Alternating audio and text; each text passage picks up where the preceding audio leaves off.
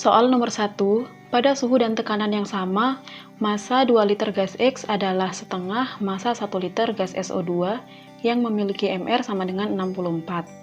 MR gas X adalah, berdasarkan informasi soal diketahui bahwa massa dari gas X sama dengan setengah dari massanya gas SO2. Kemudian diketahui juga bahwa volumenya X ini sama dengan 2 liter, sedangkan volumenya gas SO2 sama dengan 1 liter. Gas X dan gas SO2 ini diukur pada suhu dan tekanan yang sama. Dua gas yang diukur pada suhu dan tekanan yang sama memiliki perbandingan mol dan volume yang sama. Jadi rumusnya ditulis mol 1 dibagi volume 1 sama dengan mol 2 dibagi volume 2. Di mana kondisi 1 ini adalah X dan kondisi 2-nya adalah SO2. Selanjutnya, karena mol ini kan rumusnya adalah gram per mr. Jadi rumus yang tadi yaitu N1 per V1 sama dengan N2 per V2 bisa dijabarkan lagi menjadi gram 1 per mr dikali 1 per volume 1 sama dengan gram 2 per mr dikali 1 per volume 2. Gram 1 ini adalah gram X, di mana massa X-nya adalah setengah dari massa SO2. Jadi di sini ditulis setengah SO2 per mrx-nya belum diketahui, dikali 1 per volume X-nya sama dengan 2 liter, sama dengan gram yang kedua adalah gramnya SO2, per mr-nya SO2 diketahui sama dengan 64, dikali 1 per volumenya SO2 yaitu 1 liter.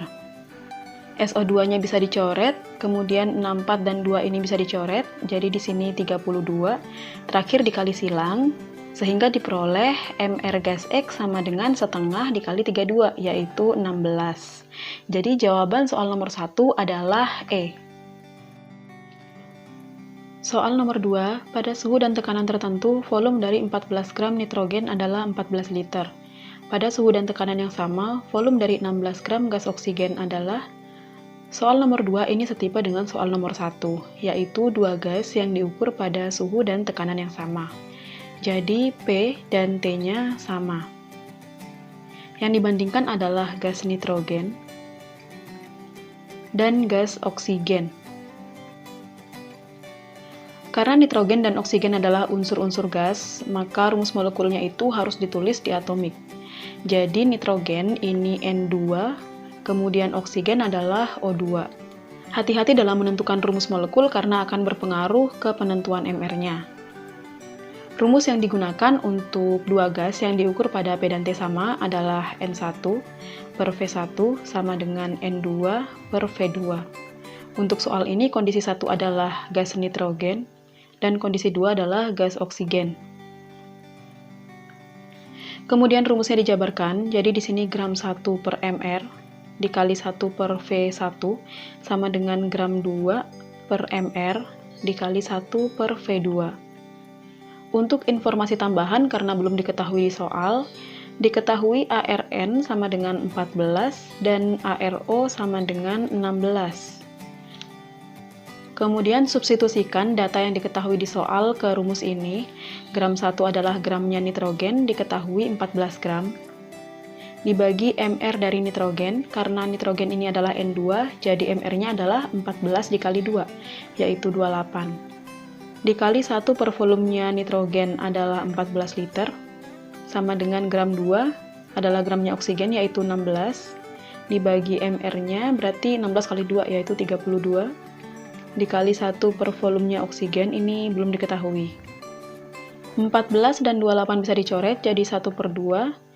16 dan 32 juga dicoret jadi 1 per 2, kemudian 1 per 2 kiri dan 1 per 2 kanan ini bisa dicoret, sehingga diperoleh 1 per 14 sama dengan 1 per V2, maka nilai V2 atau volumenya oksigen adalah 14 liter. Jadi jawaban untuk soal nomor 2 adalah C. Soal nomor 3, suatu senyawa dengan rumus SFN diketahui ARS sama dengan 32, F sama dengan 19, sebesar 0,292 gram, mengandung 1,204 kali 10 pangkat 21 molekul. Nilai N sama dengan, untuk menentukan nilai N dari senyawa SFN, kita harus mengetahui MR total dari senyawa SFN ini.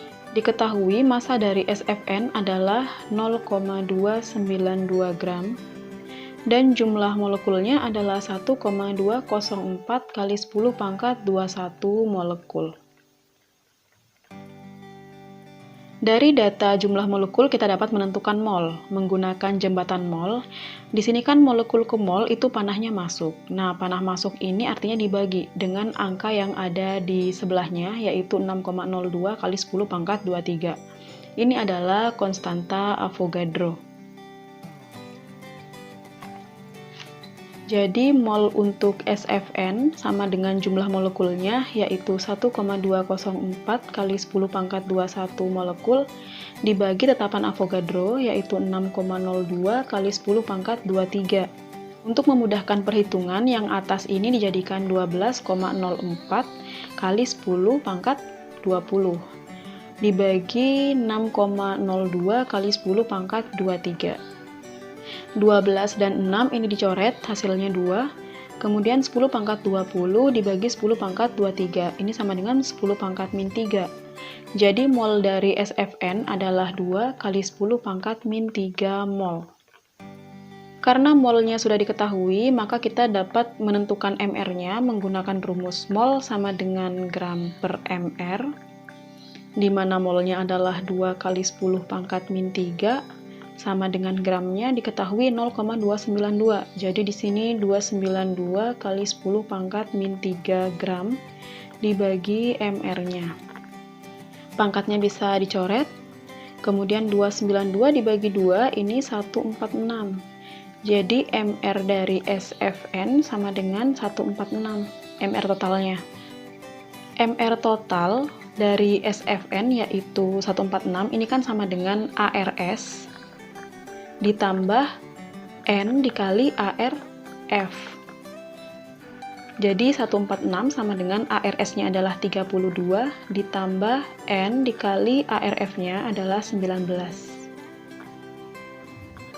146 dikurangi 32 ini sama dengan 114 sama dengan 19N. Sehingga diperoleh N sama dengan 114 dibagi 19 yaitu 6. Jadi jawaban untuk soal nomor 3 adalah E. Soal nomor 4, suatu senyawa organik yang memiliki MR sama dengan 80 mengandung 60% karbon, 5% hidrogen, dan sisanya nitrogen. Rumus molekul senyawa tersebut adalah, di sini terdapat informasi tambahan, ARC sama dengan 12, ARH sama dengan 1, ARN sama dengan 14. Rumus molekul suatu senyawa dapat ditentukan menggunakan dua cara. Yang pertama, menggunakan data rumus empiris atau yang disingkat dengan RE. Kemudian yang kedua, dapat menggunakan persamaan reaksi dari senyawa tersebut. Karena di soal ini tidak terdapat reaksi, berarti kita menggunakan cara yang pertama, yaitu menggunakan data rumus empiris. Jadi pertama kita tentukan dulu rumus empiris dari senyawanya. Rumus empiris dapat ditentukan dengan cara membandingkan hasil bagi persen massa dan AR atom-atom yang terkandung dalam senyawa. Dalam senyawa ini kan terdapat atom karbon sebanyak 60%, kemudian atom hidrogen sebanyak 5%, dan sisanya atom nitrogen. Jadi persen massa nitrogen ini adalah 100% dikurangi 65%, yaitu 35%. Kita bagi masing-masing atom ini dengan AR-nya, jadi untuk C 60% dibagi 12, H ini 5% dibagi 1, dan N 35% dibagi 14. Untuk C di sini 60 dibagi 12 sama dengan 5, kemudian yang H 5 dibagi 1 ini 5, dan yang N 35 dibagi 14 yaitu 2,5. Jadi perbandingannya adalah 2 banding 2 banding 1. Sehingga rumus empiris dari senyawa yang dimaksud adalah C2H2N.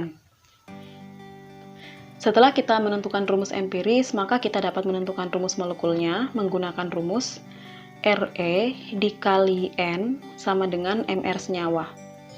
Re-nya tadi kan C2H2N dikali N sama dengan Mr totalnya yaitu 80. Kita hitung Mr dari rumus empirisnya. 1C kan 12, jadi di sini ada C2, ini adalah 24, kemudian ditambah 2H, ditambah N, dikali N kecil sama dengan 80.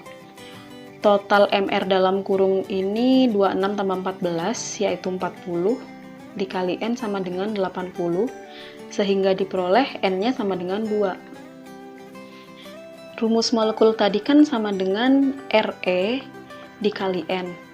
Karena Re-nya ini kan C2H2N, kemudian N kecilnya tadi 2, maka rumus molekulnya sama dengan C2 dikali 2 ini C4, H2 dikali 2 ini H4, N dikali 2 jadi N2.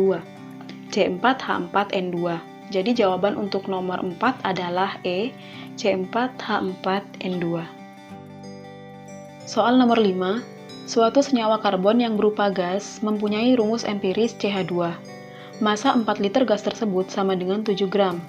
Pada suhu dan tekanan yang sama, 11 gram CO2 mempunyai volume 6 liter. Rumus molekul senyawa itu adalah. Soal nomor 5 ini setipe dengan soal nomor 4, yaitu menentukan rumus molekul berdasarkan rumus empiris. Cuman bedanya, rumus empiris di soal nomor 5 ini diketahui. Jadi rumus empirisnya adalah CH2. Untuk menentukan rumus molekul berdasarkan rumus empiris, kita akan menggunakan rumus Re dikali N sama dengan Mr. Mr-nya belum diketahui, jadi kita menentukan Mr-nya berdasarkan data yang ada pada soal. Berdasarkan informasi soal diketahui bahwa massa 4 liter gas tersebut sama dengan 7 gram. Anggap aja ini gas X memiliki massa 7 gram. Kemudian volume gas X-nya sama dengan 4 liter. Gas X di sini diukur pada suhu dan tekanan yang sama dengan CO2. Jadi pada P dan T yang sama dengan CO2 yang memiliki massa sama dengan 11 gram dan volume sama dengan 6 liter. Karena di sini pada P dan T yang sama, maka kita menggunakan rumus N1 per V1 sama dengan N2 per V2, di mana yang kondisi 1 ini adalah kondisinya gas X dan yang kedua adalah CO2. Rumusnya dijabarkan menjadi gram 1 per Mr dikali 1 per V1 sama dengan gram 2 per Mr dikali 1 per V2. Gram 1 adalah gas X yaitu 7 gram, dibagi MR-nya ini belum diketahui, dikali 1 per volumenya 4 liter, sama dengan gram 2 yaitu gramnya CO2, ini 11 gram, dibagi MR CO2, berarti kan AR-nya C ditambah 2 kali ARO, 12 ditambah 32 sama dengan 44, ini 44, dikali 1 per volumenya CO2 yaitu 6 liter. 11 dan 44 bisa dicoret jadi 1 per 4, kemudian 4 yang di kiri dicoret dengan 4 yang di kanan. Terakhir dikali silang, jadi diperoleh MR sama dengan 6 dikali 7, yaitu 42. Karena MR senyawanya sudah diketahui, maka kita dapat menentukan rumus molekulnya menggunakan rumus Re dikali N sama dengan MR. Re-nya sama dengan CH2, dikali N sama dengan MR-nya 42. MR dari rumus empirisnya yaitu C ditambah 2H, ini 12 ditambah 2, dikali N sama dengan 42. Jadi 12 tambah 2 ini 14, N sama dengan 42, diperoleh N-nya sama dengan 42 bagi 14, sama dengan 3. Jadi rumus molekulnya adalah CH2 dikali 3. C dikali 3 C3, H2 dikali 3 H6. Jadi jawaban soal nomor 5 adalah C3H6. Soal nomor 6, sebanyak 10 ml gas hidrokarbon CXHY tepat dibakar habis dengan 35 ml gas oksigen. Jika gas karbon dioksida yang dihasilkan sebanyak 20 ml, rumus molekul hidrokarbon tersebut adalah.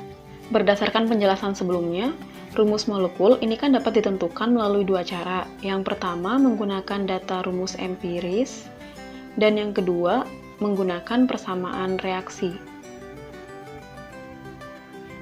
Untuk mengerjakan soal nomor 6, kita menggunakan cara yang kedua, yaitu menggunakan persamaan reaksi. Karena di sini diketahui bahwa gas hidrokarbonnya tepat dibakar habis dengan gas oksigen.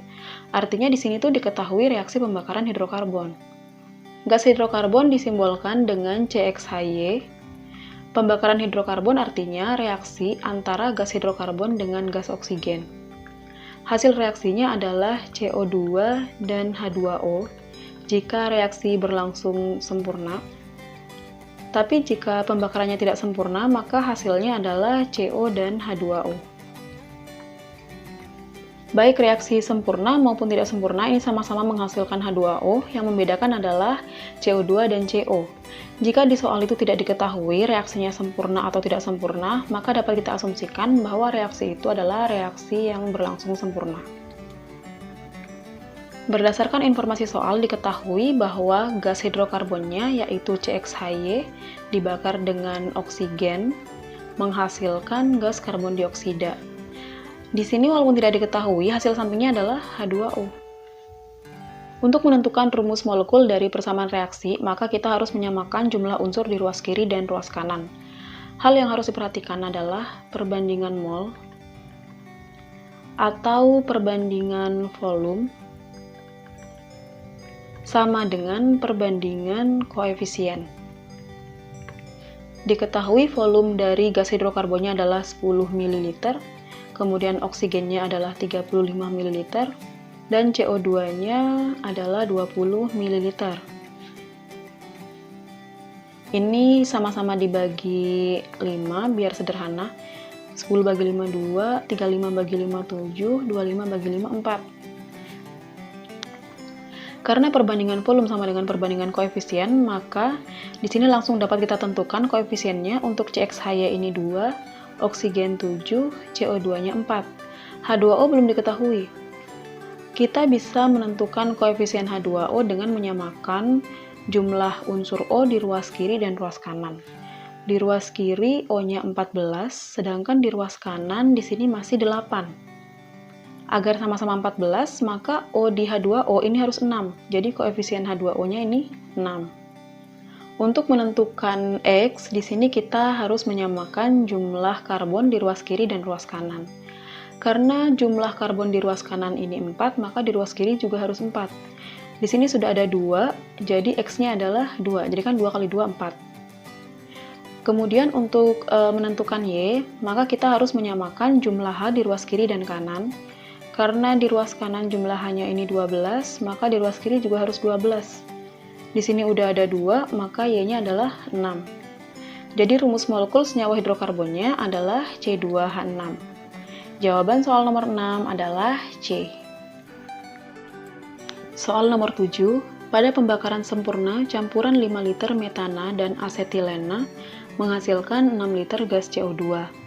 Volume metana dalam campuran itu adalah, anggap aja di sini terdapat wadah, di mana dalam wadah ini terkandung gas metana dan gas asetilen.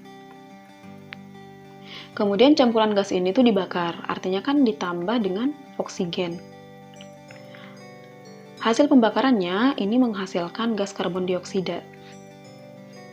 Campuran gas ini kan metana dan asetilen, yang keduanya merupakan hidrokarbon. Nah, hidrokarbon ini dapat bereaksi dengan oksigen. Jadi reaksinya dapat kita tulis masing-masing. Yang pertama adalah CH4 ditambah O2 menjadi CO2 dan H2O karena ini termasuk pembakaran sempurna.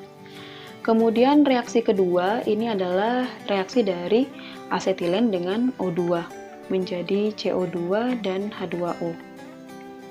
Disetarakan dulu koefisiennya, di sini C-nya udah sama, kemudian hanya di ruas kiri 4, jadi di kanan ini dikali 2, koefisien O2-nya jadi 2.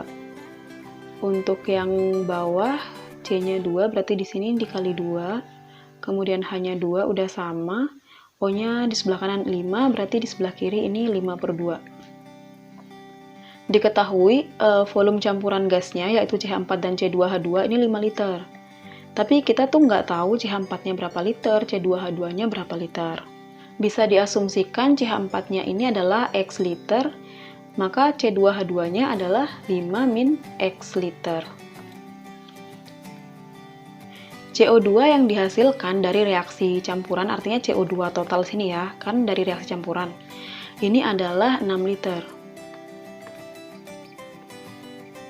CO2 yang dihasilkan dari pembakarannya metana berarti perbandingan koefisien dengan metana. Karena koefnya sama-sama 1, berarti volumenya CO2 juga X. Sedangkan CO2 yang dihasilkan dari pembakarannya asetilen, di sini kan koefnya CO2 2, sedangkan koefnya asetilen 1. Jadi volumenya CO2 ini 2 kalinya volume dari asetilen, yaitu 2 kali 5 min X liter.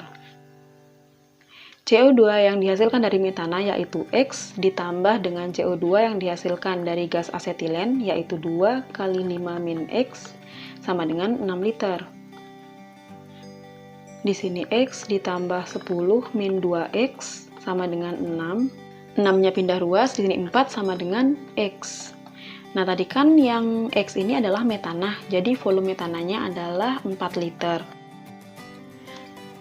Soal nomor 8, sebanyak 5 mol H2SO4 dicampurkan ke dalam X mol larutan NH3, terbentuk campuran 2 mol NH4HSO4 dan Y mol NH4 2SO4. Nilai X dan Y adalah, kalau dituliskan di sini H2SO4 ditambah NH3 menghasilkan dua zat. Yang pertama adalah NH4HSO4 dan yang kedua adalah NH4 2SO4. Jadi menghasilkan dua hasil reaksi. Untuk memudahkan mengerjakan soal, reaksinya bisa dipisah. Yang pertama, H2SO4 ditambah NH3 menghasilkan zat pertama yaitu NH4HSO4. Kemudian yang kedua, di sini H2SO4 ditambah NH3 menghasilkan NH4 2SO4. Setarakan dulu koefisiennya. Untuk yang atas jumlah H di kiri 5, jumlah H di kanan juga 5, N-nya juga sama. Kemudian untuk yang reaksi kedua, N di sebelah kanan 2, jadi di sini dikali 2. Untuk unsur-unsur lain sudah sama. H2SO4 yang digunakan untuk menghasilkan campuran dari hasil reaksinya adalah 5 mol.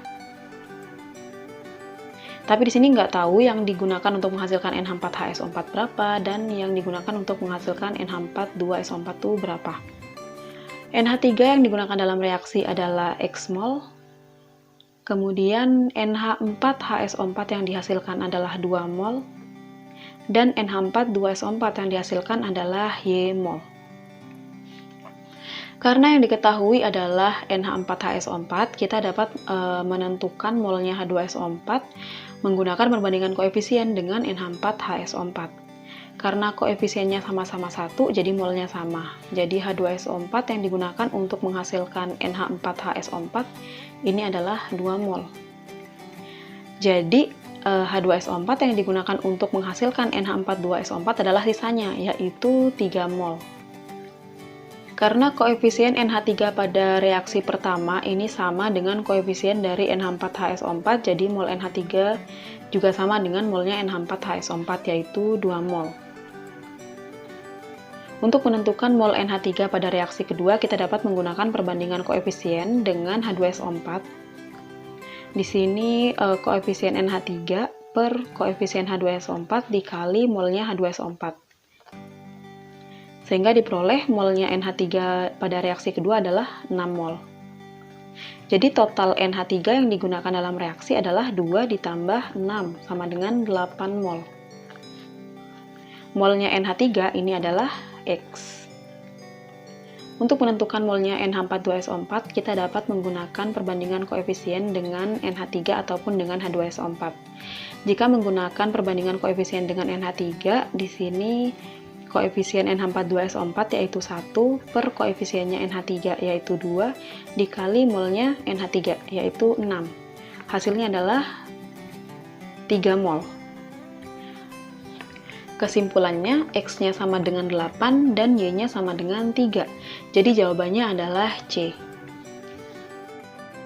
Soal nomor 9, sebuah aliasi yang terdiri dari 90% Al dan 10% Cu digunakan untuk menghasilkan gas H2 dengan cara mereaksikan dengan asam klorida. Untuk menghasilkan 6,72 liter gas H2 pada temperatur dan tekanan standar, maka dibutuhkan paduan sebanyak. Jadi di sini terdapat paduan yaitu campuran logam yang terdiri dari logam Al dan logam Cu.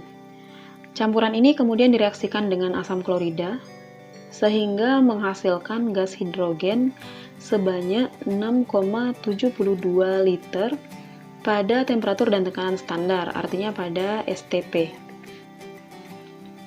Pertama kita konversi dulu volume H2 pada STP ke mol.